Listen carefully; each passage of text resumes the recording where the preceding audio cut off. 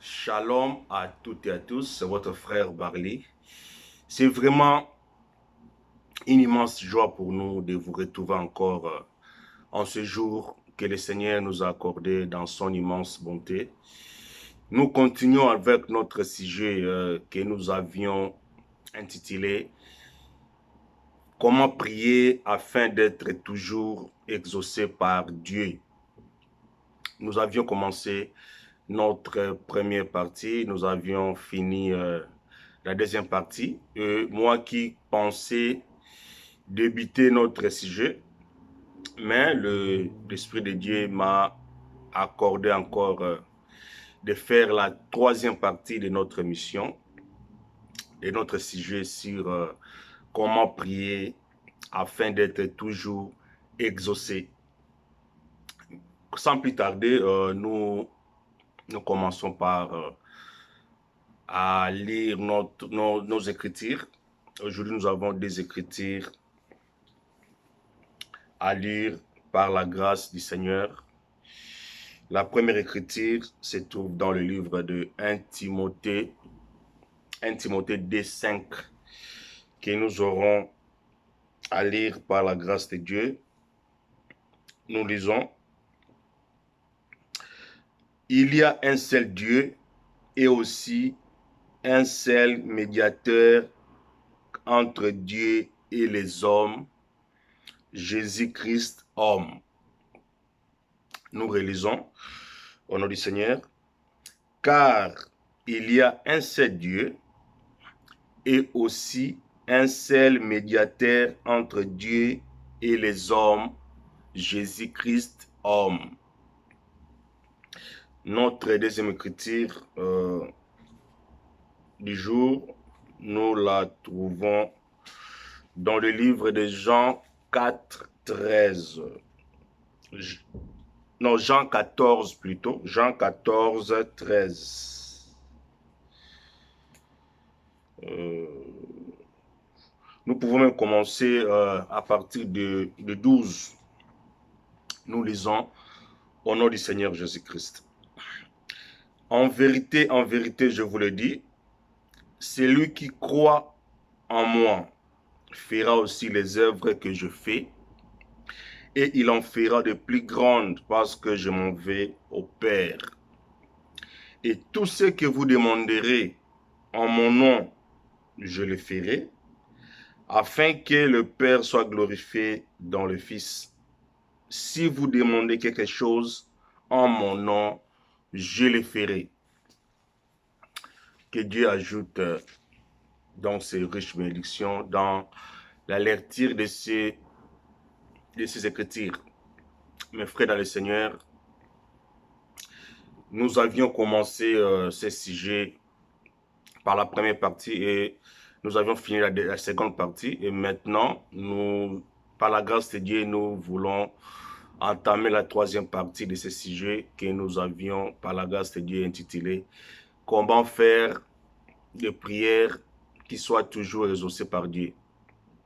Mais bien, le Seigneur, nous vous demanderons aussi de vous abonner à notre chaîne YouTube pour nous faciliter un peu la tâche de partager des vidéos, parce que nous voulons aussi atteindre beaucoup de gens, parce que ce que nous faisons, c'est l'œuvre de Dieu et il nous est recommandé de faire de toutes les nations des disciples. La Bible dit, on n'allume pas une lumière pour la cacher sous le boisseau. Mes frères dans le Seigneur, après avoir lu ces deux écritures, la question qui me vient à l'esprit, je me demande comment l'homme est arrivé au point de ne plus parler directement à son Dieu, de ne plus demander à Dieu, de ne plus agir plutôt directement, comme faisait Jésus, parce que notre Seigneur Jésus-Christ, lorsqu'il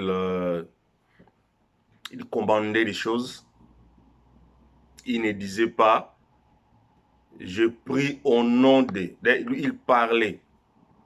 Notre Seigneur avait la signature, notre Seigneur, Il parlait à son nom, il ordonnait et la chose arrivait. C'était le Fils de Dieu, Dieu dans la chair humaine. Il ne faisait pas comme nous le faisons aujourd'hui, parce que tel que je suis là pour que j'ai une chose, j'obtienne une chose de Dieu, je dois passer, je dois signer ma prière au nom de Jésus. Pourquoi l'homme est-il arrivé à ce niveau? Pourquoi demander au nom de Jésus? Pourquoi passer par?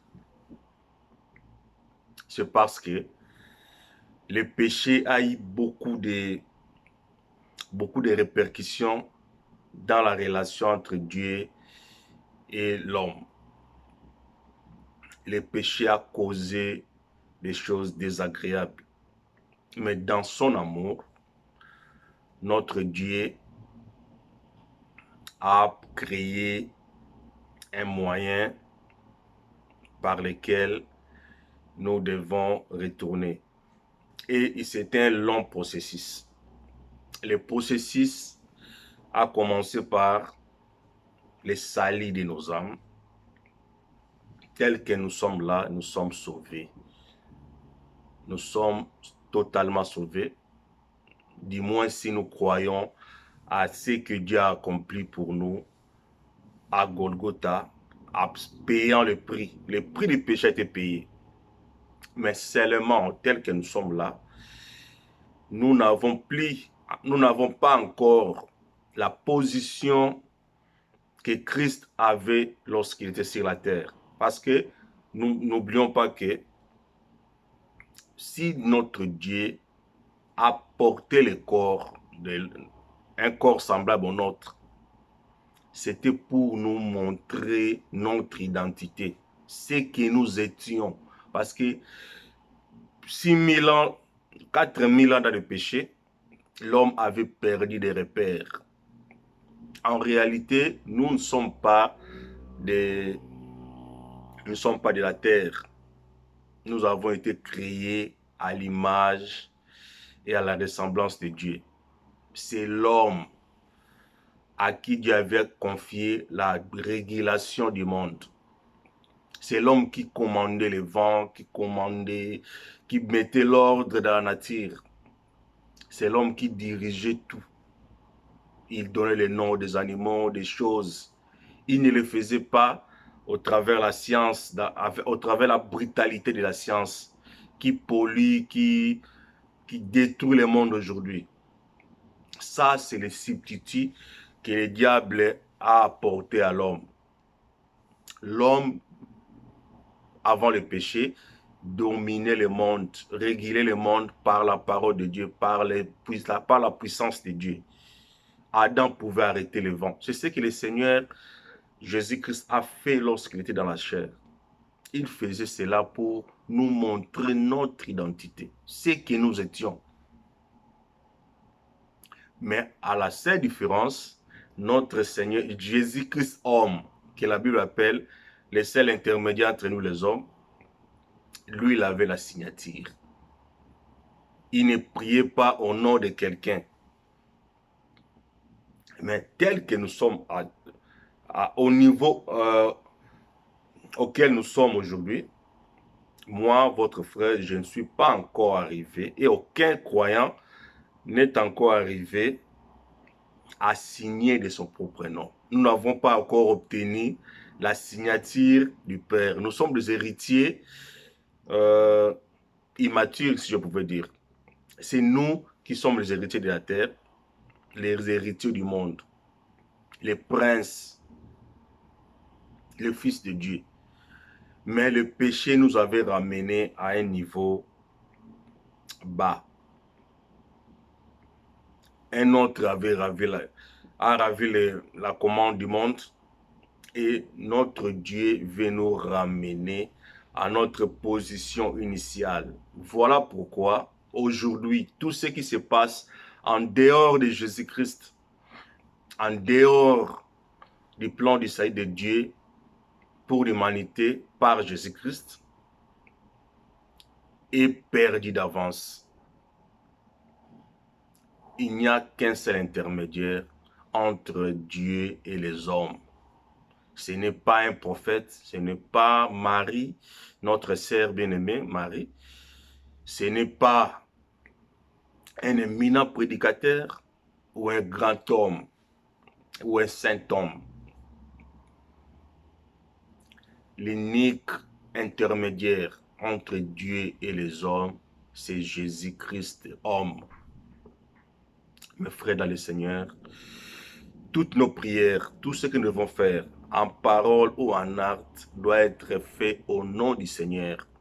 Et le nom du Seigneur, le nom qu'il nous a donné, c'est Seigneur Jésus-Christ.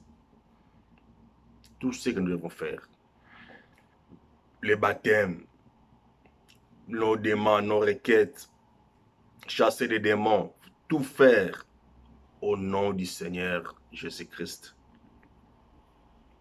Parce que, tel que nous sommes là, c'est lui qui est, dans les termes beaucoup plus spirituels, c'est la gerbe agitée. Dans le terme des hommes, il est le modèle, le prototype. Donc, c'est lui le modèle que Dieu a jugé digne. Il a créé un corps humain. Il a placé son esprit dans sa plénitude. Dieu lui-même est venu. Et il a vaincu le péché. Il a vaincu tout dans ce corps, dans l'homme Jésus-Christ. Jésus-Christ homme. Et Dieu a décidé que pour que tous les autres fils perdus, qui étaient sur le chemin de la perdition, puissent avoir la vie, doivent expérimenter la même chose, suivre les mêmes parcours qu'a suivi Jésus-Christ homme. Doivent croire à ce qui a été accompli à Golgotha. Mes frères et Seigneur, et lorsque nous expérimenterons, nous prendrons nous expérimenterons le baptême du Saint-Esprit, le Saint-Esprit en nous conduit et comme notre tuteur. Donc le Saint-Esprit, c'est le Saint-Esprit qui nous enseigne et qui nous connaît mieux. Et lorsque nous marcherons dans l'obéissance de la parole de Dieu avec le Saint-Esprit et au temps marqué dans les jours à venir, nous aurons, le Saint-Esprit nous présentera, attestera que nous sommes maintenant able de signer à notre propre nom. Donc, c'est l'espérance que les enfants de Dieu expérimenteront lors de la pluie de la saison. Nous parlerons. Nous aurons maintenant la signature comme des enfants, des fils et des filles de Dieu matures. Nous ne prierons plus au nom de Jésus-Christ, mais les rachats, la Golgotha, le salut de Dieu aura atteint son objectif. C'est alors que nous retournerons ce que le jargon biblique appelle le 8e jour. Donc, nous aurons maintenant la position qu'Adam avait, mais avec plus. Donc, nous serons des fils et des fils de Dieu. Nous nous reproduirons par la parole. Nous ferons tout par la parole. Nous parlerons. Et la chose arrivera. Mais aujourd'hui, nous devons tout faire au nom du Seigneur Jésus-Christ. Nous devons prier au nom du Seigneur Jésus-Christ. Parce que, tel qu'on est là, bien que nous soyons sauvés, mais Jésus-Christ est là comme un pare-choc. Son sang nous protège de la colère de Dieu. Lorsque nous nous approchons de Dieu, Dieu nous voit au travers de son Fils Jésus. Voilà pourquoi nous n'avons rien à craindre de la colère de Dieu parce que nous approchons de lui au travers le sang. Et Dieu nous voit clean. Dieu nous voit sans péché parce que nous nous approchons de lui au travers Jésus-Christ. Donc nous sommes justifiés, certes. Nous sommes sauvés, yes. Mais l'œuvre, le processus de la rédemption continue. Parce que nous n'avons pas encore revêtu nos corps spirituels. Nous sommes encore dans ce corps de chair. En attendant, Dieu nous a donné Marc 16 pour chasser les démons, chasser les maladies. Donc, il y a encore des choses, un processus que nous devons suivre. Dans le temps passé, pour le rendre un peu plus clair, lorsqu'un roi ou un riche avait son fils, cet enfant devait être mis sous le contrôle d'un tuteur. Ce tuteur devait lui enseigner comment un roi se comporte, comment est la royauté, ce que son père aime, ce que son père n'aime pas. Ce tuteur devait lui apprendre. Même aujourd'hui, nos princes, moi je vis dans un royaume, lorsqu'ils naissent, ils doivent suivre un protocole. Et lorsque ce processus aura pris fin, ce tuteur fera un rapport au roi ou à la reine pour dire que votre enfant est mature. Il est maintenant apte pour régner.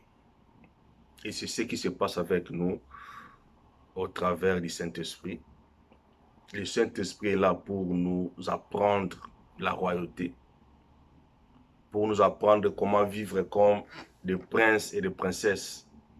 Ce que notre Père aime, ce qu'il n'aime pas, comment est notre royaume, comment il faut s'habiller, comment il faut être, comment il faut parler, comment il faut se marier, comment il faut vivre en famille, avec nos enfants, avec nos femmes. Toutes ces choses, c'est le Saint-Esprit au travers de prédicateurs, des serviteurs de Dieu. Ils nous apprennent comment un prince ou une princesse doit être, comment est notre royaume. Lorsque nous serons exactement comme veut notre Père, c'est alors que nous aurons la signature. En attendant, tout ce que nous demanderons, nous devons le faire au nom de Jésus. En dehors de cela, il n'y a pas de salut, pas de... Si vous le faites au nom du Père, du Fils et du Saint-Esprit, vous n'êtes pas sauvés. Donc, je demanderai à tous ceux qui s'étaient fait baptiser au nom du Père, Fils et Saint-Esprit, qu'ils sachent qu'ils ne sont pas sauvés, qu'ils ne sont pas baptisés. Le nom du salut. Il n'y a aucun autre nom par lequel nous devons être sauvés, c'est le nom du Seigneur Jésus-Christ. Tout ce que je suis en train de dire ici, c'est trouve dans le nom de Jésus-Christ, le nom de l'Alliance, le nom par lequel Dieu nous a sauvés. C'est Jésus-Christ qui a calmé la colère de Dieu, qui nous protège. C'est Jésus-Christ qui nous protège. C'est l'œuvre accomplie à Golgotha qui est notre protection. Parce que Dieu n'aime pas les péchés, il aime les pécheurs. Et le seul moyen par lequel les pécheurs puissent trouver leur salut éternel, leur sécurité éternelle, c'est en se cachant à Jésus-Christ. En venant auprès de Dieu par Jésus-Christ. Lui l'obéissant, lui l'homme parfait, lui le sauveur, lui notre intercesseur. Lorsque Dieu regarde Jésus-Christ, il ne voit aucun péché en nous, il ne voit rien de... D'ailleurs, lorsque le diable part nous accuser, Dieu quand il regarde, il me voit en Christ. Et il trouve que je suis irréprochable aussi longtemps que je serai en Christ. Mes frères dans le Seigneur, nous devons retourner à ce que Dieu a établi. Dieu lui-même nous a accordé le bouée de sauvetage. Nous étions perdus, nous étions sur le chemin de la perdition. Lui-même, il est venu se réconcilier avec nous. Il nous a accordé le salut, la voie de sortie, la sécurité éternelle. Et bientôt, le Seigneur viendra frapper. Et avant qu'il frappe, il épargnera uniquement ceux qui sont en Christ. C'est cela notre arche de Noé. Notre arche de Noé aujourd'hui, c'est d'être en Christ, c'est recevoir le baptême du Saint-Esprit. Voilà pourquoi nous vous demandons de croire Dieu selon sa parole, de croire Dieu selon ce qu'il a pour vie. Que Dieu nous bénisse. C'est votre frère Barly. Nous nous retrouverons à la prochaine. Bye.